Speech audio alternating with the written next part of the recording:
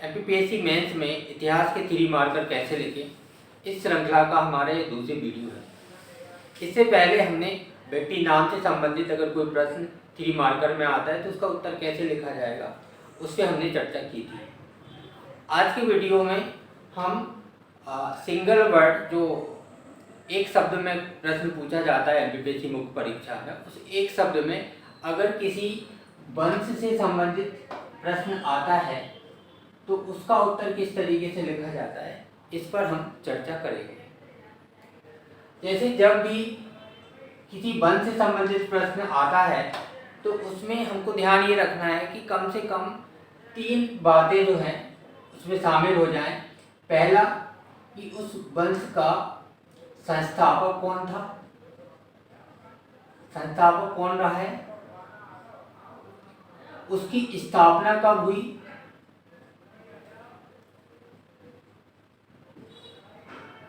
और संस्थापक के साथ साथ अगर हम कुछ प्रमुख शासकों का भी जिक्र कर दें,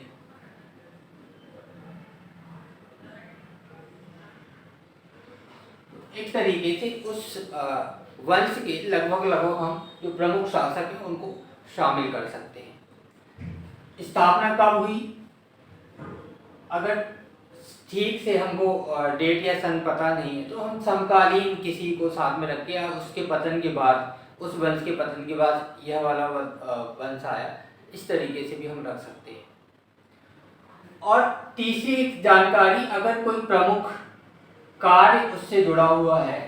कोई इस तरीके का कार्य है जो कि इतिहास में उस वंश से काफ़ी जुड़ा हुआ रहा है, या उसको उस वंश के साथ याद रखा जाता है, तो हम उस कार्य को भी साथ में शामिल कर सकते हैं। अभी तक इतिहास में 3 मार्कर में जो वंश से संबंधित प्रश्न हैं तो वो 2018 में 3 प्रश्न आए। उसके अलावा तो वंश से संबंधित कोई ऐसा प्रश्न नहीं बना है जो कि एमपीपीएससी ने मुख्य परीक्षा में पूछा हो। जैसे 2018 एमपीपीएससी के मेंस में वंश से संबंधित 3 प्रश्न जो 1 वर्ड में आए हुए थे, उसमें एक था काण्व वंश का, एक था मौखरी वंश का, और एक था मध्यकाल की तुलुक वंश का। तो ये 3 प्रश्न जो है अभी तक आए, लेकिन इसका अर्थ है नहीं कि 2018 के बाद ये प्रश्न नहीं आया है,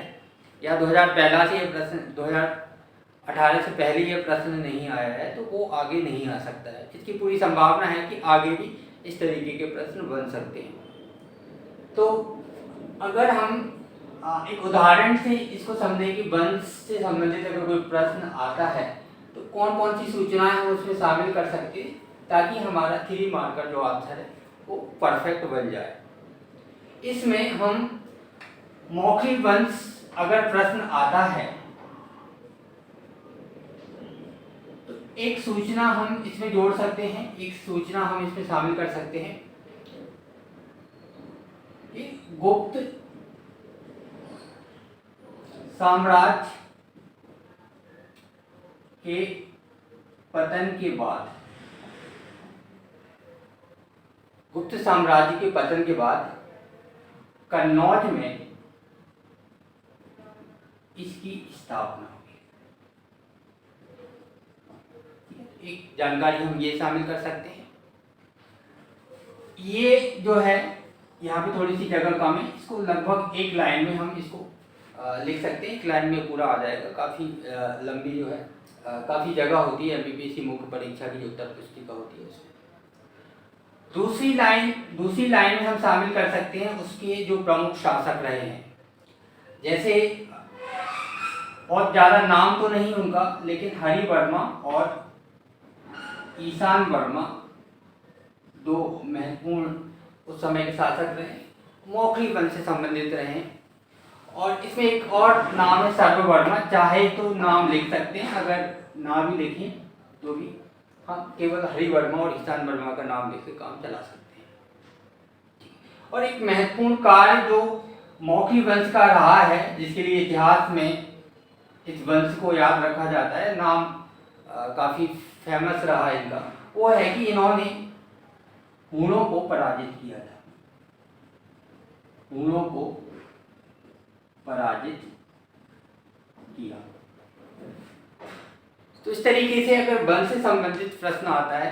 और अगर हम ठीक से सन हमारे पास नहीं है या हमको नहीं भी याद है तो हम पतन कि इस साम्राज्य का पतन हुआ और उसके बाद ये जो है सम्राट आया। जैसे कर्ण वंश हम लिख सकते हैं कि शुंग वंश का पतन हुआ और उसके बाद कर्ण वंश की स्थापना हुई। और शुंग वंश कर्ण वंश के प्रमुख शासक और उनका कोई कार्य है तो इस तरीके से उसका लिख सकते हैं। या भविष्य में कोई भी इस तरीके का वंश से संबंधित प्रश्न बनता है तो उसमें हम संस्थापक कौन था, उसके प्रमुख शासक, अगर 2 से 3 नाम हमको याद आते हैं तो वो 3 नाम लिख देंगे और साथ में उनका अगर कोई महत्वपूर्ण कार्य है या इस तरीके का है कि किसी दूसरे वंश ने उसको समाप्त करके जो है वहाँ पर अपना शासन स्थापित किया है तो वो भी हम लिख सकते हैं कि अंतिम शासक को इसने मारा है और उसके बाद इस साम्राज्य की स्थापना हो गई है। इस तरीके से भी हम इसका उत्तर लिख सकते हैं। ठीक, तो वंश से संबंधित अभी तक ज़्यादा प्रश्न नहीं आए, केवल 2018 में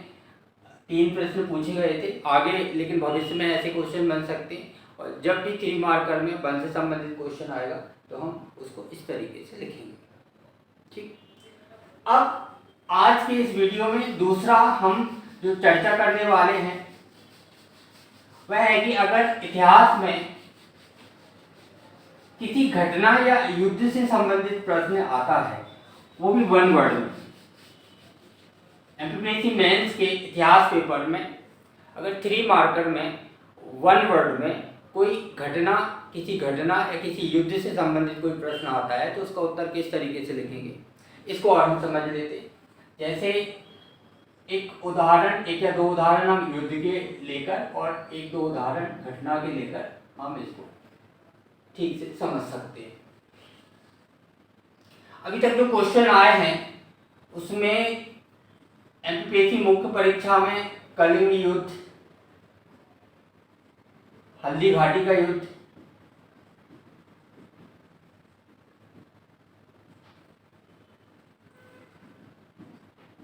और पानीपत का युद्ध से संबंधित प्रश्न पूछे गए या पूछे जा सकते हैं, आगे भी पूछे जा सकते हैं। अगर पानीपत का युद्ध से संबंधित प्रश्न नहीं भी आया है तो आगे इस तरीके का प्रश्न बन सकता है। हमारे यहाँ पे जो उद्देश्य है कि अगर युद्ध से संबंधित कोई भी प्रश्न 3 मार्कर में आता है तो उसको हम 10 वर्ड में, जो कि संभव तो नहीं है लेकिन 10 वर्ड, और कोशिश करिए 10 से 15 या 15 से 20 वर्ड में उसको 3 लाइन में किस तरीके से आंसर उसको करना है। तो जब भी युद्ध से संबंधित कोई प्रश्न रहेगा उसमें भी हम 3 बातों को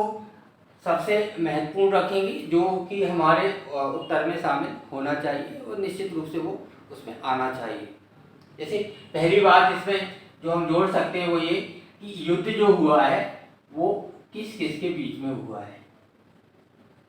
जाहिर सी बात है कि अगर युद्ध हुआ है तो वो 2 लोग लड़े होंगे, तो वो 2 लोग कौन थे, पहले हम उनकी पहचान करेंगे कि वो युद्ध जो है वो उन 2 लोगों के टकराव के कारण युद्ध हुआ है, वो 2 लोग आपस में लड़े हैं। दूसरा हम शामिल कर सकते हैं परिणाम क्या रहा, और युद्ध के विषय में जब भी लिखें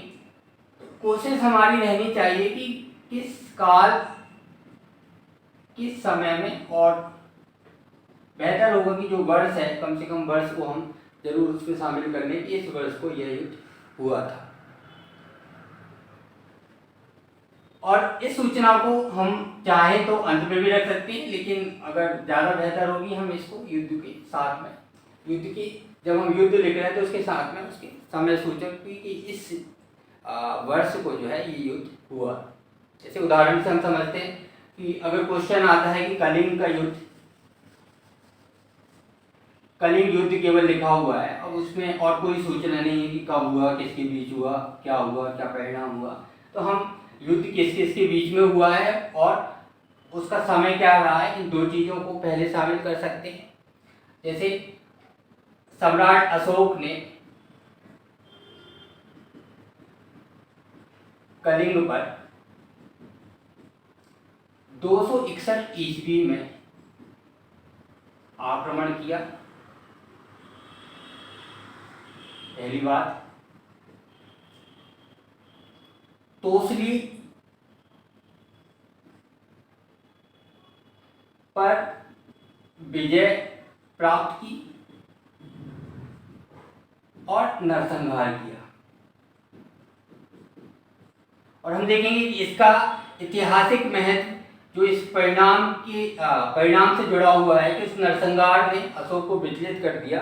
और वो जो है बुद्ध और शांति के रास्ते पर उन्होंने अपने कदम बढ़ाया। बुद्ध और शांति का रास्ता उन्होंने चुना और बाद में युद्ध का रास्ता जो था वो त्याग दिया। तो यहाँ हम तीसरी लाइन लिख सकते हैं कि अशोक ने इसके बाद बुद्ध और शांति का रास्ता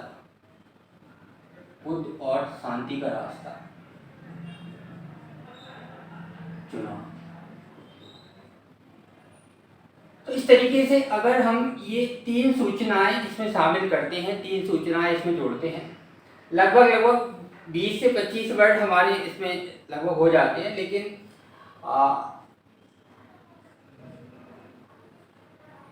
इससे कम में हम उसको उस पूरे प्रश्न के साथ जो है किसी भी तरीके से जस्टिफाई नहीं कर पाएंगे कि ऐसी कोई सूचना हमने इसमें नहीं जोड़ी है जो कि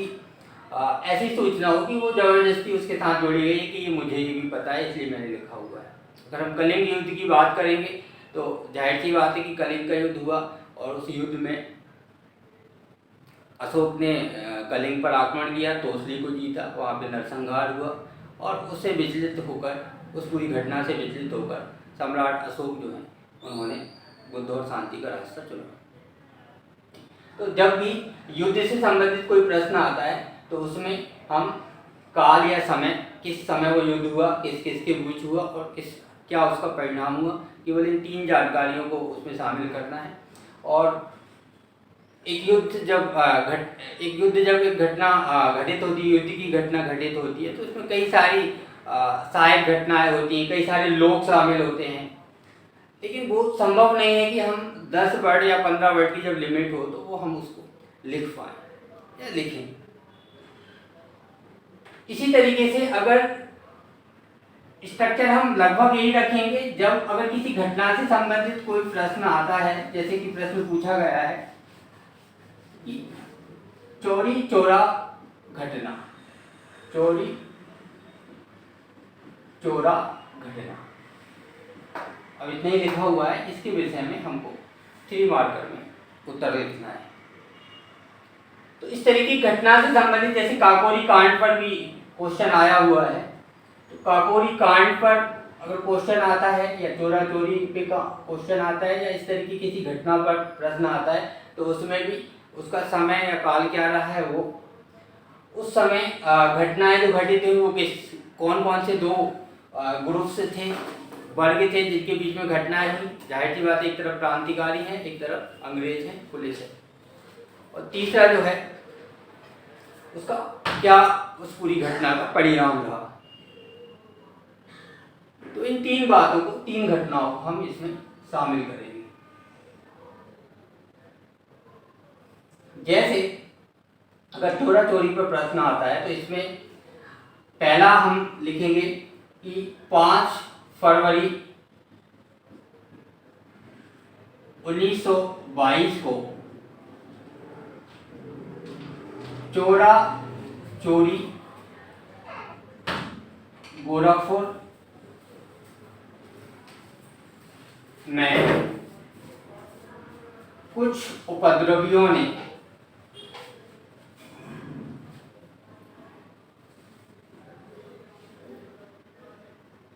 एक थानेदार और 21 हवलदारों को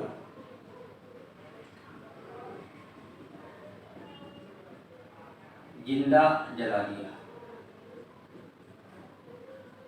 तो ये एक पूरी घटना थी जो कि घटित हुई चोरा चोरी में, क्योंकि एक पूरी घटना है कि 5 फरवरी 1922 को चोरा चोरी जो कि गोरखपुर जिले में था,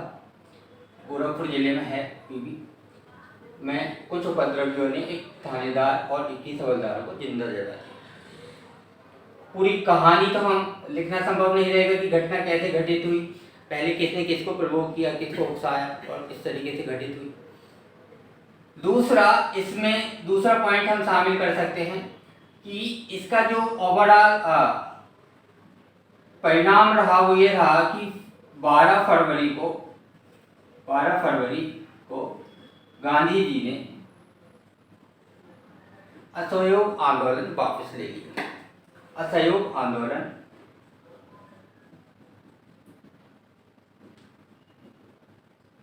वापस ले लिया।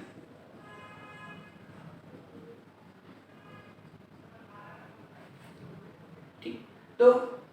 घटना किस किस के बीच में घटित हुई, कब घटित हुई और क्या परिणाम रहा। युद्ध होगा तब भी हम इस पैटर्न पर ही उस पर बात करेंगे। और इससे फायदा क्या है कि जब हम प्रश्न की प्रकृति को अगर पहले समझ ले रहे हैं तो अब हम जब इतिहास को पढ़ेंगे और इतिहास में इस तरीके के युद्ध को देखेंगे या घटना को देखेंगे या किसी व्यक्ति को देखेंगे तो हमारे दिमाग में क्वेश्चन पहले बना हुआ एक दिखेगा कि अगर क्वेश्चन ऐसा आता है तो इसमें अब पढ़ने के लिए कौन कौन सी बातें महत्वपूर्ण हैं। क्योंकि होता यही है कि अगर हमको बहुत सारी जानकारी है जो कि इतिहास में है, घटनाएं बहुत सारी घटित हुई हैं, तो जब हम पढ़ लेते हैं उसके बाद जब लिखने का नंबर आता है, लिखने की बारी आती है, तो वो सूचना इतनी ज़्यादा हमारे पास होती है कि हम ठीक से उस चीज़ को विश्लेषित नहीं कर पाते, उसको एनालाइज नहीं कर पाते कि अब वो कौन कौन सी मुख्य सूचना है जो कि हमको इन 3 लाइनों में इस्तेमाल करनी है। तो आगे के वीडियो में हम आगे इतिहास में 3 मार्कर अभी कुछ पॉइंट्स और जो बाकी बचे हुए उन पे हम चर्चा करेंगे। ठीक, तो अगले वीडियो में मिलते हैं और आगे की जो प्रश्न हैं उन पे हम चर्चा करेंगे।